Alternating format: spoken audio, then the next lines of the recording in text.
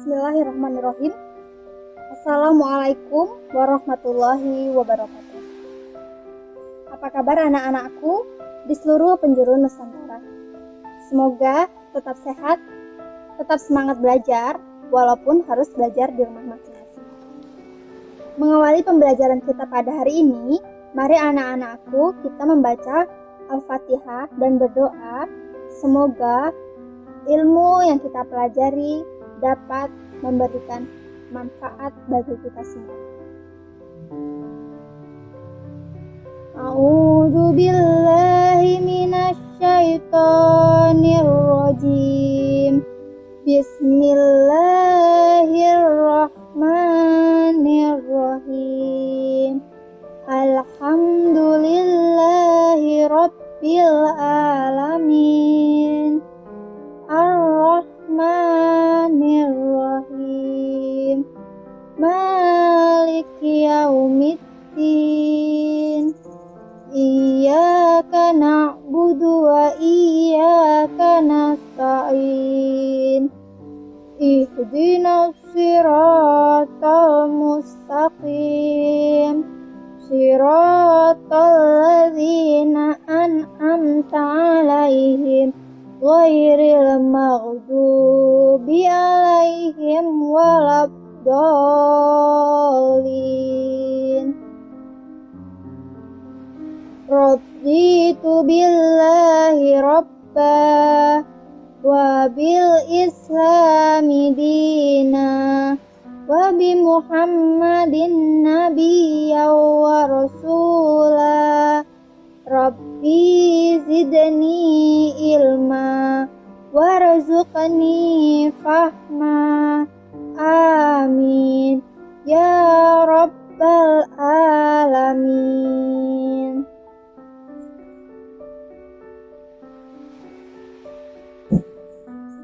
Alhamdulillahirabbil alamin. Baiklah anak-anakku, untuk mengulas kembali ingatan kita pada pertemuan sebelumnya, Ibu mau bertanya, apa saja nama-nama kitab Allah dan Rasul penerimanya?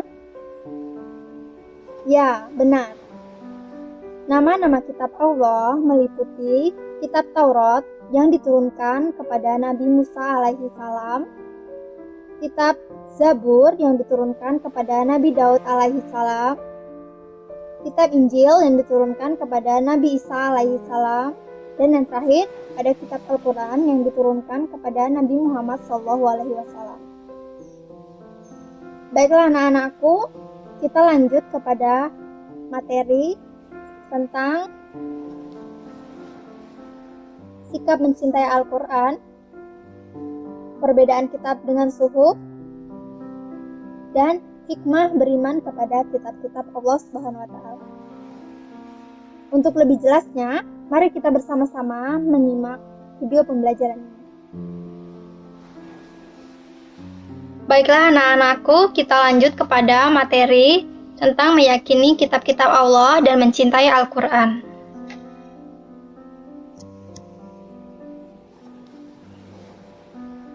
Kita akan membahas sikap mencintai Al-Quran.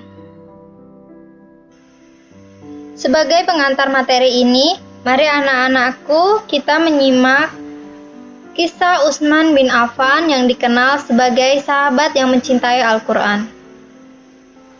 Di antara sahabat Nabi Shallallahu Alaihi Wasallam yang terdidik dengan bimbingan Al-Quran itu adalah Utsman bin Affan.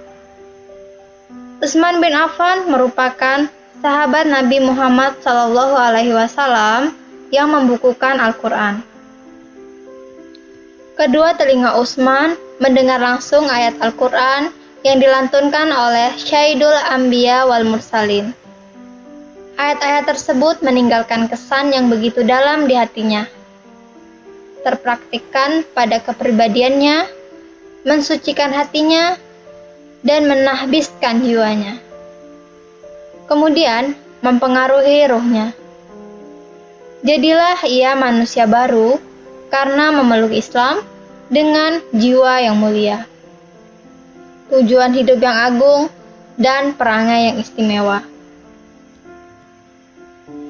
Dari Abdurrahman As-Sulami Ia berkata, para pembaca Al-Quran semisal Utsman bin Affan, Abdullah bin Mas'ud, dan lain-lain bercerita kepada kami bahwa mereka belajar dari Rasulullah SAW 10 ayat. Mereka tidak menambahnya sampai memahami makna kandungannya dan mengamalkannya. Mereka berkata, kami mempelajari Al-Quran, memahami isinya, sekaligus mempraktekannya. Oleh karena itu, para sahabat butuh beberapa waktu untuk menghafalkan satu surah. Semua itu karena Allah Ta'ala berfirman, A'udzu billahi minasy syaithanir rajim. Bismillahirrahmanirrahim. Kitabun anzalnahu ilaika mubarakul liyadabbaru ayatihi waliyatadzakkara ulul albab. Ini adalah sebuah kitab yang kami turunkan kepadamu, penuh dengan berkah supaya mereka memperhatikan ayat-ayatnya dan supaya mendapatkan pelajaran orang-orang yang mempunyai pikiran. Quran Surah Sad 29.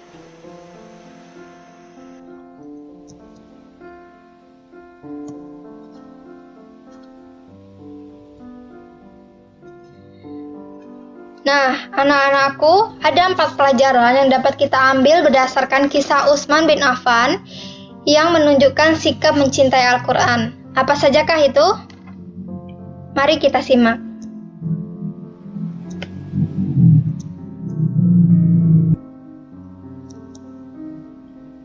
Yang pertama, yaitu membaca Al-Quran sesuai kaidah tajwidnya dan makhrajul hurufnya.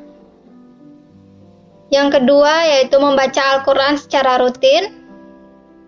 Yang ketiga, memahami isi Al-Quran. Dan yang terakhir adalah mengamalkan Al-Quran dalam kehidupan sehari-hari. Nah, anak-anakku, seperti dalam hadis dari Utsman bin Affan radhiyallahu anhu, Rasulullah SAW bersabda, khairukum man ta'allamal Qur'ana wa 'allamahu. Yang artinya, sebaik-baik kalian adalah orang yang mempelajari Al-Quran dan mengamalkannya. Hadis riwayat Bukhari. Nah, itulah sikap mencintai Al-Quran. Selanjutnya kita akan membahas perbedaan kitab dengan suhuf. Wahyu-wahyu Allah Subhanahu wa Ta'ala yang diterima oleh para rasul dan perkembangannya ada yang dibukukan berbentuk kitab dan ada yang tidak dibukukan atau berbentuk suhuf, yaitu lembaran-lembaran terpisah. Namun, keduanya sama-sama berisi firman Allah Subhanahu wa Ta'ala yang diberikan kepada para nabi dan rasulnya. Keterangan yang menyatakan bahwa suhuf itu benar adanya adalah firman Allah Subhanahu wa Ta'ala, A'udzu billahi minasyaitonir rajim. Bismillahirrahmanirrahim. Inna hadza lafis suhufil ula suhufi Ibrahim wa Musa. Sesungguhnya ini benar-benar terdapat dalam kitab-kitab yang dahulu, yaitu kitab-kitab Ibrahim dan Musa. Quran Surah Al-A'la ayat 18 hingga 19. Secara rinci, para nabi dan rasul yang menerima suhuf dari Allah Subhanahu wa Ta'ala adalah Nabi Ibrahim menerima 10 suhuf, Nabi Musa menerima 10 suhuf. Kitab dan suhuf mempunyai persamaan dan juga perbedaan. Persamaannya adalah keduanya sama-sama firman Allah Subhanahu wa Ta'ala yang diturunkan kepada Rasul-Nya. Sedangkan perbedaan kitab dengan suhuf yaitu isi kitab lebih lengkap daripada suhuf. Bentuk dari kitab sudah dibukukan sedangkan suhuf masih berbentuk lembaran yang terpisah. Kitab biasanya berlaku lebih lama daripada suhuf. Nah, itulah anak-anak persamaan dan perbedaan kitab dengan suhuf.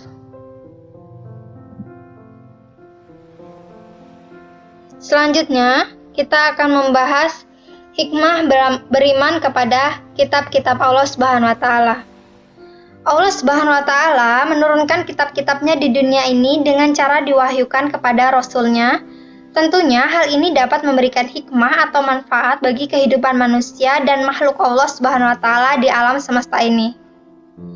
Manusia yang mengaku beriman harus berusaha mengambil hikmah dari kitab-kitab Allah Subhanahu wa Ta'ala tanpa meragukannya. Nah, adapun hikmah yang dapat diambil dari adanya kitab-kitab Allah,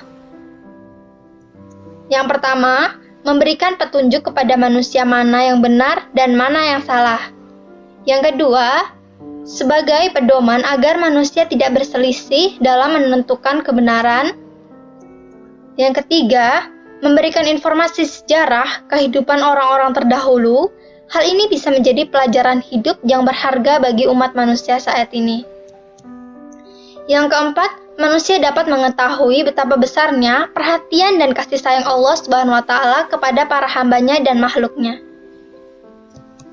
Yang kelima, manusia yang beriman akan dapat mengetahui dan membedakan mana yang baik dan mana yang buruk. Karena di dalam kitab dijelaskan tentang perilaku yang baik dan yang buruk. Yang keenam, mensyukuri segala anugerah dan nikmat Allah Subhanahu wa Ta'ala, termasuk pemberian petunjuk yang benar melalui kitab-kitabnya. Yang ketujuh, hati manusia menjadi lebih tentram dan menambah ilmu pengetahuan. Yang kedelapan, memiliki sikap toleransi yang tinggi karena kitab-kitab Allah Subhanahu wa Ta'ala memberikan penjelasan tentang penanaman sikap toleransi, saling menghormati dan menghargai orang lain, bahkan pemeluk agama lain. Dan hikmah yang terakhir yang dapat kita ambil adalah meningkatkan kesabaran dalam menerima cobaan, ujian, dan musibah yang menimpa pada dirinya. Nah, itulah hikmah yang dapat diambil dari adanya kitab-kitab Allah Subhanahu wa Ta'ala. Sekarang kalian tentunya menjadi semakin tahu, bukan? Bahwa Allah menurunkan wahyu dan kitab-kitab itu dengan maksud agar hamba-hambanya menjadi terarah. Allah Subhanahu wa Ta'ala menghendaki agar manusia dapat hidup dalam kedamaian serta kebahagiaan di dunia dan akhirat. Sungguh indah jika pemahaman dan keyakinan ini dapat tertanam dalam hati dan mempengaruhi cara hidup kita. Nah, selanjutnya kita akan menyimak kisah keteladanan Luqman. Luqman adalah anak dari Baura bin Nahur bin Tareh. Sedangkan Nahur bin Tareh ini adalah nama dari Azan, ayahnya Nabi Ibrahim alaihissalam. Luqman berkebangsaan Habsyi yang berasal dari kota Sudan. Luqman adalah seorang hamba Allah Subhanahu wa Ta'ala yang solih. Ia bukanlah seorang nabi, tetapi Allah Subhanahu wa Ta'ala memuliakannya dengan memberikan hikmah atau kebijaksanaan sehingga nasihat kepada anaknya diabadikan di dalam Al-Quran. Pekerjaan Luqman pada awalnya adalah tukang kayu, tukang jahit, dan penggembala domba. Lalu karena hikmah yang dimilikinya, ia diangkat menjadi hakim pada zaman Nabi Daud alaihissalam dan sekaligus menjadi gurunya Nabi Daud alaihissalam sebelum diangkat menjadi nabi. Nah, salah satu kisah Luqman yang terkenal adalah tentang Luqman beserta anaknya dan seekor keledai. Mari kita simak kisah Luqman Al-Hakim dan anaknya pergi ke pasar. Pada suatu hari, Luqman masuk ke pasar dengan menunggang sebuah keledai. sedangkan anaknya mengikuti dari belakang sambil berjalan kaki. Orang-orang di pasar berkata, "Loh, kenapa bapak itu malah enak-enakan sendiri naik keledai, sedangkan anaknya berjalan kaki kecapean dan tidak naik keledai? Zolim banget itu ayahnya." Orang lainnya berkata, "Betul, lebih baik anaknya yang dinaikkan ke atas keledai. Kasian kan anaknya?" Akhirnya Luqman pun turun dan menaikkan anaknya ke atas keledai. Kemudian mereka pun meneruskan perjalanan. Tak lama, orang-orang di pasar pun melihat Luqman. Mereka berkata, "Kurang ajar banget anak ini. Masa ayahnya yang sudah tua dibiarkan berjalan kaki? Zolim banget anak itu." Orang yang lainnya berkata, "Iya, seharusnya anak itu mengutamakan ayahnya untuk naik keledai, bukannya malah menyiksa ayahnya begitu. Astagfirullah." Luqman pun berhenti lagi. Lalu ia menaiki keledai itu bersama dengan anaknya, dan mereka pun melanjutkan perjalanan. Tak lama, ramai terdengar orang-orang di pasar berkata, "Ya Allah, kasihan sekali keledai ini. Keledai itu kesakitan karena dinaiki oleh dua orang ini. Patah nanti tulang belakangnya. Ini tak boleh terjadi. Apakah kalian tahu bahwa ini termasuk penyiksaan kepada keledai? Zolim kalian." Lalu mereka berhenti lagi. Keduanya pun turun dari atas keledai dan kembali melanjutkan perjalanan.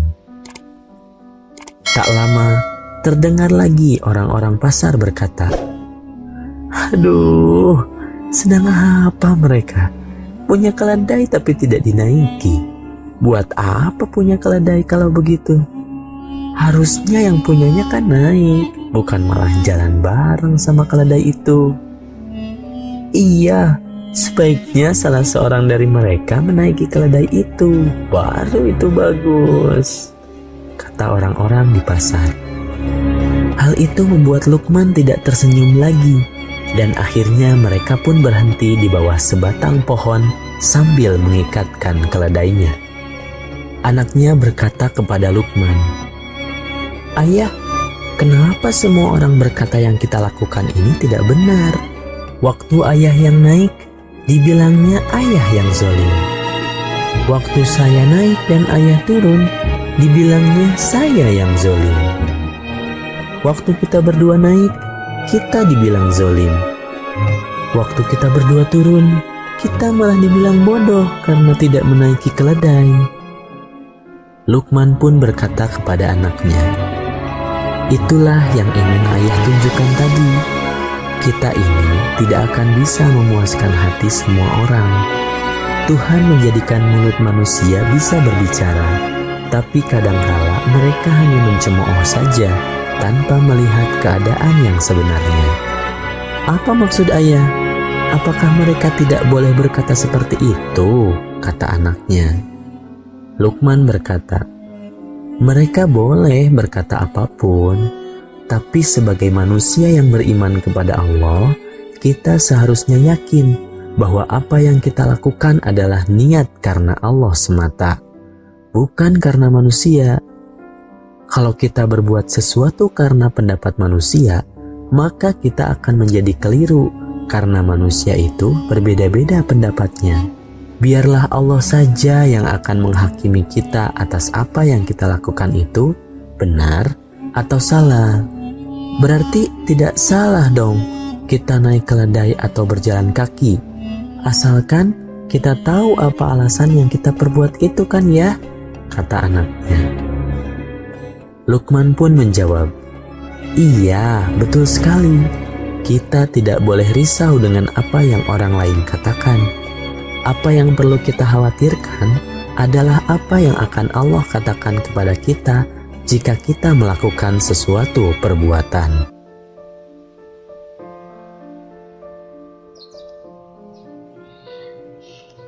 Begitulah kisah pengajaran Luqman yang hendak disampaikan kepada anaknya. Kisah ini memberikan keteladanan bahwa kita harus memiliki prinsip dalam melakukan suatu perbuatan. Prinsip yang dimaksud adalah prinsip yang baik, yaitu semua yang kita lakukan harus diniatkan karena Allah Subhanahu wa Ta'ala. Kita tidak perlu risau atas apa yang dikatakan oleh orang lain, selagi kita yakin bahwa apa yang kita lakukan adalah benar-benar dan tidak dimurkai oleh Allah Subhanahu wa Ta'ala.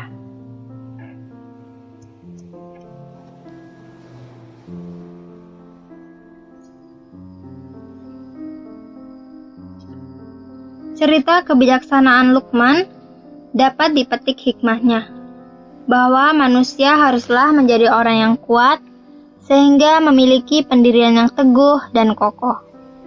Tidak goyah dengan terpaan angin, tak lapuk oleh hujan, dan tak lekang oleh panas. Nasihat-nasihat Luqman sangat banyak sekali, baik yang didokumentasikan di dalam Al-Quran, ataupun di kitab-kitab para ulama.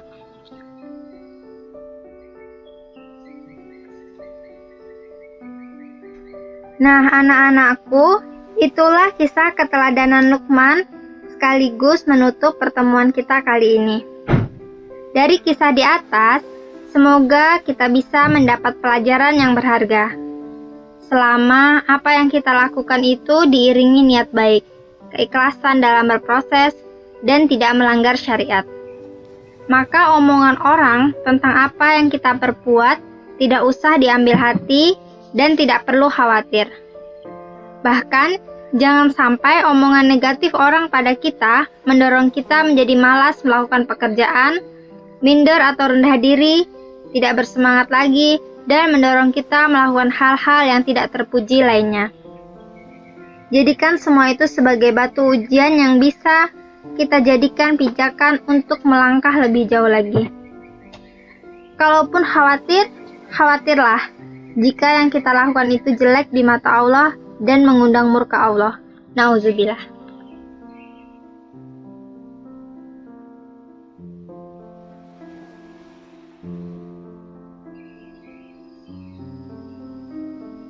Sebelum Ibu mengakhiri video pembelajaran ini, Ibu kembali berpesan kepada anak-anak aku sekalian, kita sebagai umat Islam belumlah cukup beriman kepada kitab-kitab Allah Subhanahu wa Ta'ala saja, tetapi harus senantiasa membaca Al-Quran, mempelajarinya, dan memahami isi kandungannya, sehingga kita tahu aturan-aturan di dalamnya, untuk selanjutnya kita amalkan dalam kehidupan sehari-hari. Orang yang beriman kepada kitab-kitab Allah Subhanahu wa Ta'ala akan senantiasa meyakini bahwa ajaran Allah itu adalah untuk kebaikan dan kebahagiaan manusia di dunia dan di akhirat. Cukup sekian pembelajaran dari saya. Wabillahi taufik wal hidayah. Wassalamualaikum warahmatullahi wabarakatuh.